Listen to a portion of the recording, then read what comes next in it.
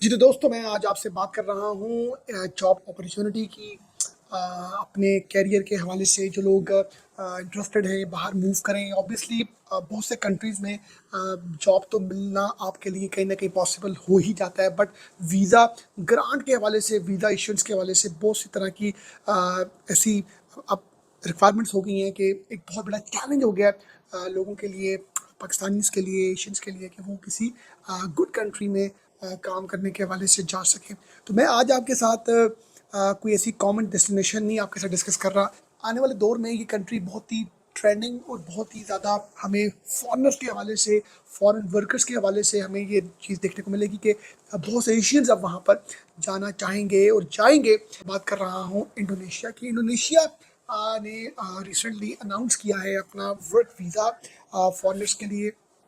उसकी क्या रिक्वायरमेंट्स हैं, क्या प्री रिक्विजिट्स हैं, किस तरीके से आपको जॉब मिल सकती है इंडोनेशिया में, और इंडोनेशिया में जॉब लेने के हवाले से किस किस तरह के वीज़ाज ऑफ़र किए जा रहे हैं। इंडोनेशिया जो है उसका कैपिटल है जकार्ता।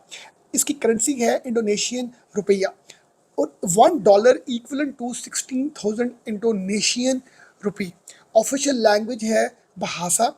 रिलीजन के हम हवाले से बात करें तो 87% जो है मुस्लिम्स जो हैं वो इस कंट्री में रहते हैं। तो मुस्लिम्स के लिए ये कंट्री बहुत ही सुटेबल है इन टर्म्स ऑफ मॉस्क, हलाल फूड। और इसके बॉर्डर में मलेशिया और बहुत से दूसरे कंट्रीज कनेक्टेड हैं।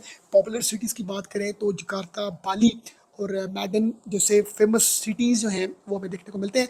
और अगर मैं आपसे बात करूं कि इनकी मेन इंडस्ट्रीज़ कौन सी है जो आपके लिए सबसे इंपॉर्टेंट है, कि ये कोई टूरिज्म बेस्ड कंट्री नहीं है। सबसे पहले तो मैं आपको बताऊं, बहुत बड़े बड़े इंडस्ट्रियल सेक्टर्स जो हैं वो इंडोनेशिया जो है वो रखता है, जिसमें नंबर 1 में उनका है टूरिज्म एंड हॉस्पिटैलिटी।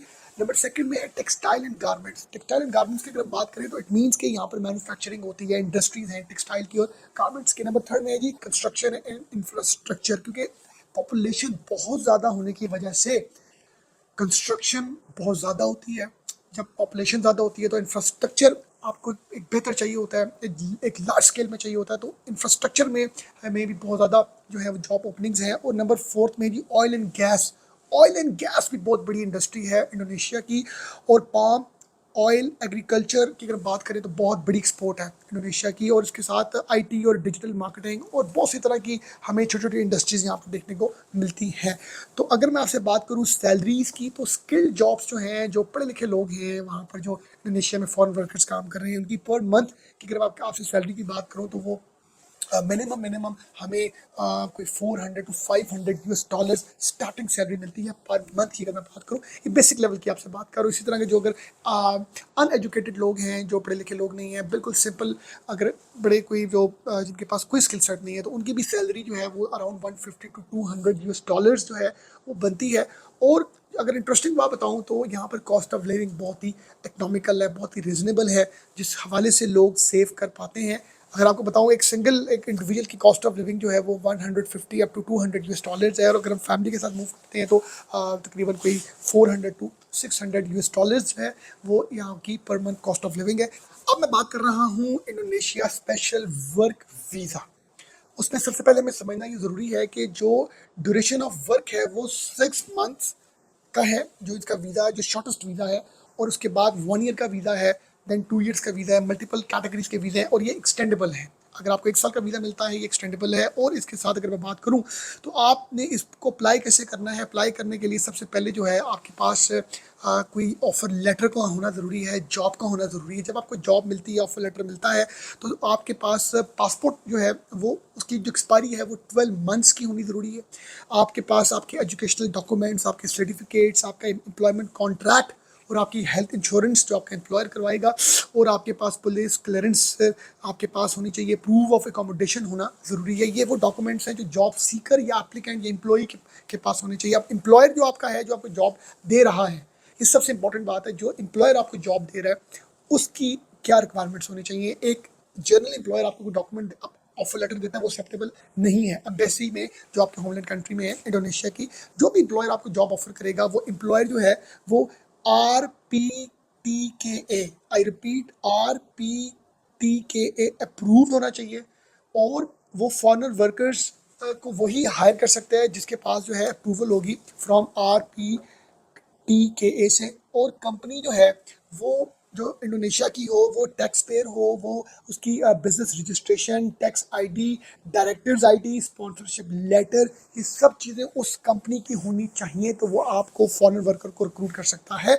और ऑब्वियसली मिनिस्ट्री जो मिनिस्ट्री इंटरव्यू प्रूव जो है और कम्युनिकेशन जो है वहाँ से अप्रूवल का होना ज़रूरी है उस एम्प्लॉय को हायर करने के हवाले से। अब अगर मैं आपको बात बताऊं तो स्टेप बाय स्टेप इस प्रोसेस को थोड़ा सा आपको मैं मज़ीद समझाता हूँ कि आपके पास जो भी ऑफर लेटर हो, वो फॉर्मल हो, जॉब ऑफर लेटर, और वो एम्प्लॉयर जो हो वो सबमिट करेगा आपके डॉक्यूमेंट्स जो उनकी मिनिस्ट्री ऑफ मैन पावर है।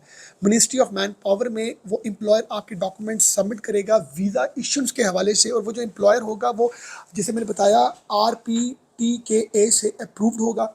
और इसके साथ जब ये चीज़ें होंगी तो फिर वीज़ा अप्रूवल लेटर जो है वो एम्प्लॉयर सेंड करेगा इलेक्ट्रॉनिकली, किसको, एम्बेसी को। उसका जो VITS होगा, C312, ये उसका वो होगा VITS।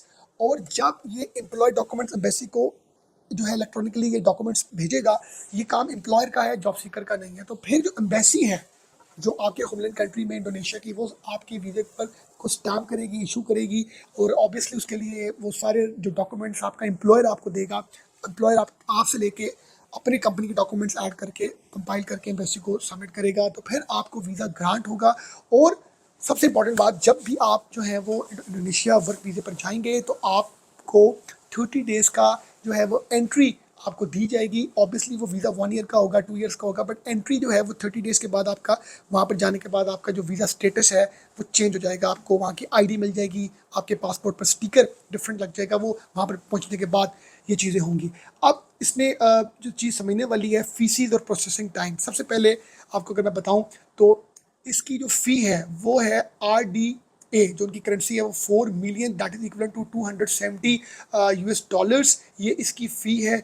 वर्क परमिट अगर 6 मंथ्स का होगा तो उसकी फ़ी 630 US डॉलर है। अगर 1 ईयर का वर्क परमिट होगा तो उसकी 690 US डॉलर फ़ी है। अगर 2 ईयर्स का जो वीज़ा होगा तो फिर उसकी 840 US डॉलर फ़ी है। और इसका जो प्रोसेसिंग टाइम है वो 2 to 6 वीक्स का है।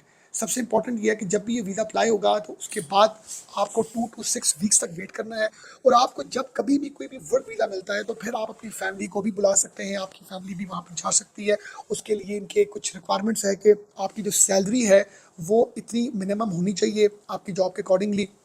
और आपका एम्प्लॉयर जो है वो आपको फिर इस चीज़ के लिए भी आपकी एलिजिबिलिटी बनती है। जब आपका एम्प्लॉयर आपको जब जॉब ऑफर लेटर देता है, आपको जॉब देता है, तो ऑटोमेटिकली अगर आपकी सैलरी उस स्लैब की है तो आप अपनी फैमिली को बुला सकते हैं। सबसे इंपॉर्टेंट चीज़ अगर मैं आपको बताऊं वो ये है कि आपका जो एम्प्लॉयर हो वो RPTKA से अप्रूव होना चाहिए।